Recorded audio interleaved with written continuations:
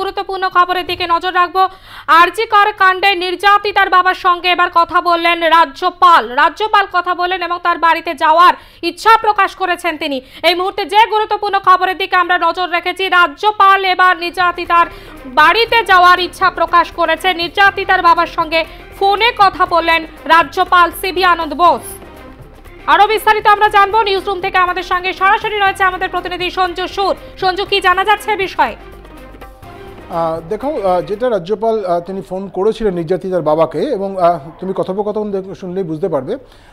CV আনন্দ বোস রাজ্যপাল তিনি নির্যাতিতার বাবাকে বলেন যে তিনি পরিবারের পাশে রয়েছেন এরকম একটি সময়, এবং তিনি দিল্লিতে বিভিন্ন লিডারদের সঙ্গে কথা বলেছেন বলেও জানান রাজ্যপাল। এবং সেই সঙ্গে সঙ্গে তিনি বলেন যে তিনি তাদের সময় মতো একটি যদি সময় পাওয়া যায়, সুবিধা মতো যদি কোনো সময় পাওয়া যায়, তাহলে তাদের বাড়িতে তিনি যাবেন, দেখা করতে যাবেন। এবং নির্যাতিতার বাবার যেটা কণ্ঠস্বর পাওয়া গেল, সেখানে কিন্তু পরিষ্কার তিনি বলছেন যে উই ওয়ান্ট জাস্টিস, আমরা শুধুমাত্র একটাই জিনিস চাই, সেটা জাস্টিস। আপনি সাংবিধানিক প্রধান, প্রশাসনিক প্রধান হিসেবে আপনি যখন চান আপনি আসতে পারেন, কিন্তু আমাদের শুধু একটাই দাবি, সেটা হচ্ছে আমার মেয়ের যে মৃত্যু, সেই মৃত্যুর সঠিক তদন্ত হয়ে বিচার চাই।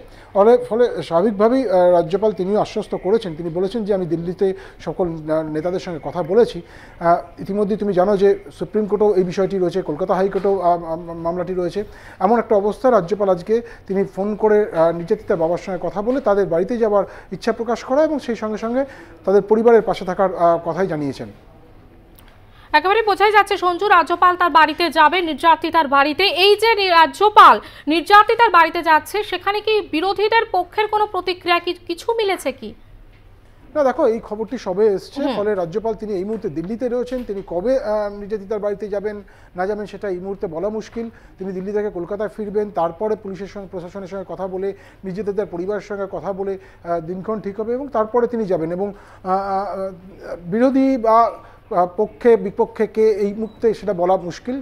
রাজ্যপাল তিনি তার ইচ্ছা প্রকাশ করেছেন। আমরা জানি যে মুখ্যমন্ত্রী মমতা বন্দ্যোপাধ্যায় তিনি গিয়েছিলেন তাদের বাড়িতে, নির্যাতিতার বাড়িতে সোদপুরে।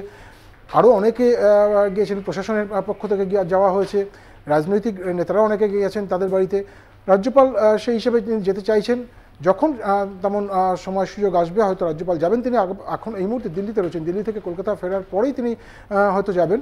সেটা ঠিক হলেই হয়তো জানা যাবে যে অন্যান্য রাজনৈতিক দল তারা এই বিষয়ে কি বলছে বা তাদের এই বিষয়ে মতটা কি। একেবারে সঞ্জু, অবশ্যই নজর থাকবে এই বিষয়ের দিকে। আপাতত ধন্যবাদ তোমাকে। নিউজরুম থেকে আমাদের সঙ্গে সরাসরি ছিলেন আমাদের প্রতিনিধি সঞ্জু সুর। এবং যে খবরে আমরা নজর রেখেছি, নির্যাতিতার বাবার সঙ্গে ফোনে কথা বলেন রাজ্যপাল সিভি আনন্দ বোস, তাদের বাড়ি যাওয়ার ইচ্ছা প্রকাশ করেছেন রাজ্যপাল। हेलो हेलो, ये मैं आनंद बोस बोल रहा हूँ, गवर्नर। सीवी आनंद, यस यस, आपसे मिलना चाहिए। मैं उसका पिताजी बोल रहा हूँ। या मालूंगे, हम सब आपके साथ हैं। ठीक है, आप तो मेरा प्रशासनिक प्रधान है, आपके पास एक मेरा, हम लोग एक ही आदमी है। I want justice.